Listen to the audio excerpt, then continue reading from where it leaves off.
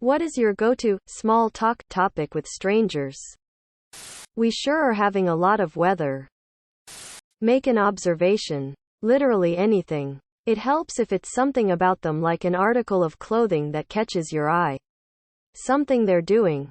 Anything that you can relate to or are interested in, but it doesn't have to be. It can be something in the environment that is drawing both of your attention. People bullshit about the weather all the time. Make a comment about it. Gauge their willingness to talk about it to you and build off of what you get from the response. If all you get is, haha, yeah, leave it. No shame in silence. Some people just don't want to talk. If you're talking about the weather, man, it's a great day out today. Quote, yeah, absolutely. I drove here with my windows down all the way here. Quote, boom. You've got something to latch onto. They probably enjoy getting outside for some fresh air. They probably enjoy driving. Ask about their car. Ask if they go on drives a lot. Ask if they do outdoor stuff. What kind of outdoor stuff?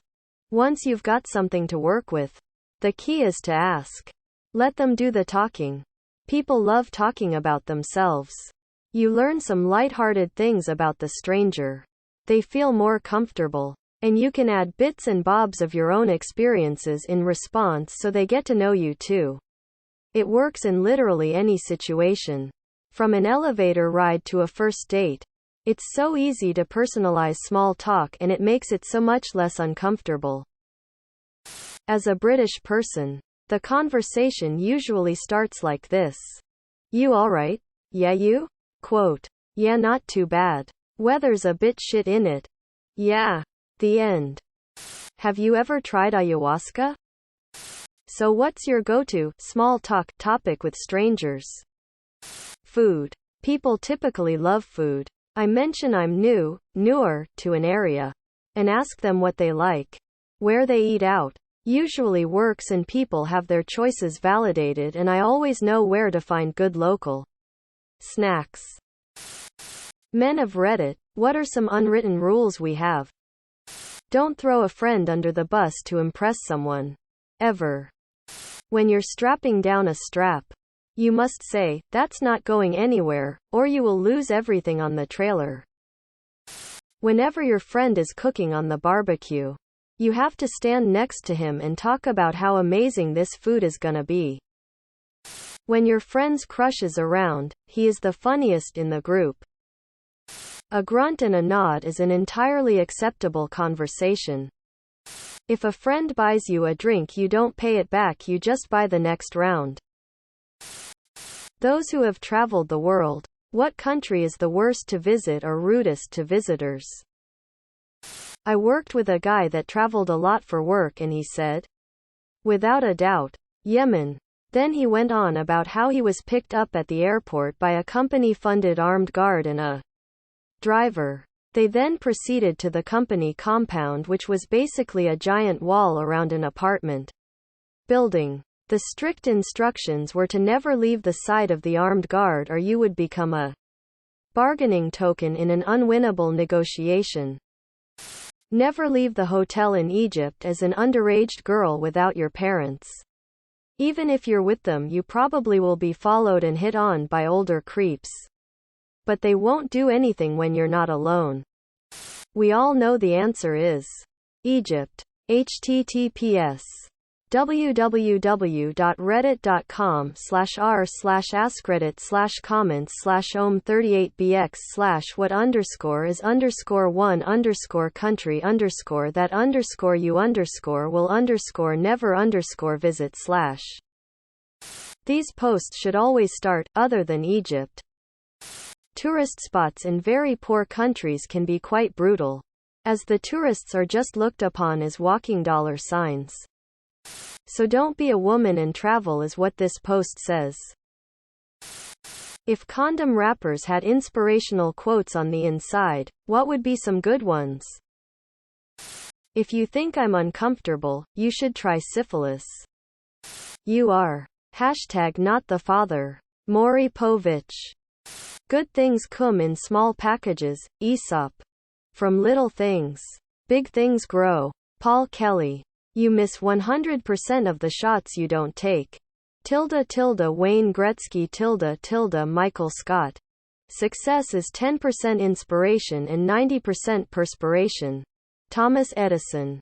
Love one another. But make not a bond of love. Khalil Gibran. Better to have loved and lost than never to have loved at all. Alfred Lord Tennyson. You'll thank me later. You can also use me as a hat. Wrap it before you tap it. By the draft logic of the SCOTUS in overturning Roe v. Wade. What are some unintended legal consequences that will result in other areas? I forget the exact statistic, but I know in undergrad, I studied community health. I read a paper about research showing that women who had a child when she did not want to, was not able to, her and her child were 3 times more likely to live in poverty into and through that child's adulthood.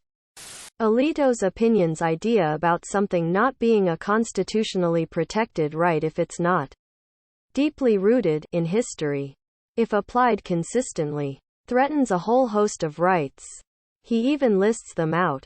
P 31-32 of the PDF. And argues why they are not good results.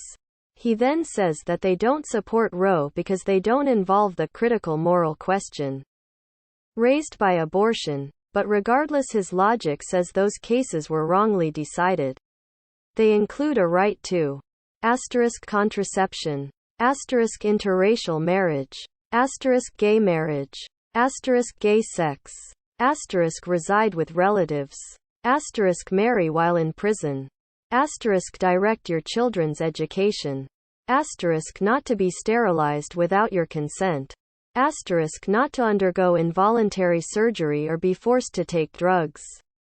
He says that these appeals to a broader right of autonomy prove too much, and none of these rights has any claim to being deeply rooted in history. Now I don't think they'll go after interracial marriage. But they could go after some of these other ones. Another potential outcome is the Supreme Court arguing not just that the Constitution doesn't protect abortion, but that it prohibits abortion, even in states that want to allow it. They don't say that here. But the raw ingredients to that ruling are in here. Other legal battles to come. States banning abortion in various circumstances. Missouri recently tried to ban abortion for ectopic pregnancies, which are non-viable and where not aborting carries a significant risk of death. Texas law would put doctors in prison for life if they performed an abortion on a rape victim. Exceptions will inevitably be too narrow. An exception for the life of the mother. What if it's not certain that it's necessary for the life of the mother? What if it's like a 10% chance? An exception for rape, well, red states will suddenly have super narrow definitions of rape and high burdens of proof. Most of the focus is on ex post punishment for people who have performed abortions. What about a woman who is openly determined to get an abortion? E.g. stopped while trying to get one and says that the moment she is able, she'll try again? Do they force her to give birth while incarcerated?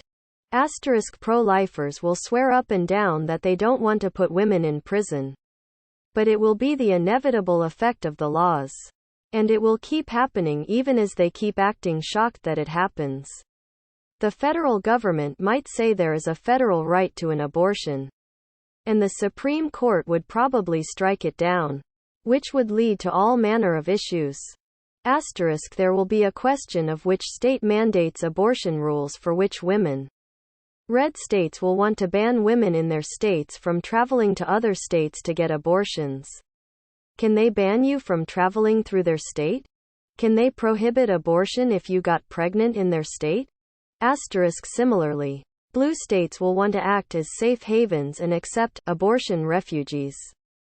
Economic effects. Many women might reconsider moving to e.g. Texas and Florida, especially college-educated women who might drive businesses' decisions to open HQs in those places. might also affect where doctors choose to practice. The keystone of Roe was the interpretation of the Ninth Amendment of the Constitution that an unenumerated right to medical privacy from the government was implied. In overturning Roe, the court decrees that you do not actually have a right to medical privacy, or potentially any privacy at all, meaning that any government entity can access your medical records or even interfere in your medical care within its jurisdiction. This would effectively allow states to do things like ban prescription contraceptives or any that require medical care, such as tubal ligation, the pill, depot, implants, IUDs, or vasectomies. Really, any medical procedure or drug they want will be able to be outlawed. The government will now have the right to have final say in your medical care. This is late and only an educated guess, but I'm keeping my eye on adoption costs right now. I've got a bad feeling that the for-profit adoption agencies are going to spike the cost up significantly if more people start giving birth and putting the children up for adoption. With more children going into the system, costs to take care of them will more than likely rise. More low-income but desirable children are going to be placed out as well, and they, unfortunately, do get adopted out at a higher cost. I don't think any of the likely repercussions were at all unintended.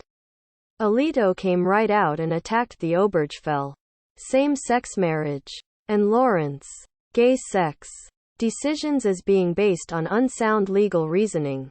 State bans on contraception, gay rights, and women's rights aren't unintended legal consequences. They are the change the religious right and those who benefit from their power have been going for all along. https://publications/the-impact-of-legal-over-the-last 2 decades/ Stanford article above details how crime went down significantly due to abortion being legalized. I suspect that when they shoot it down, crime will also uptick significantly as time goes on. Subscribe, my brothers.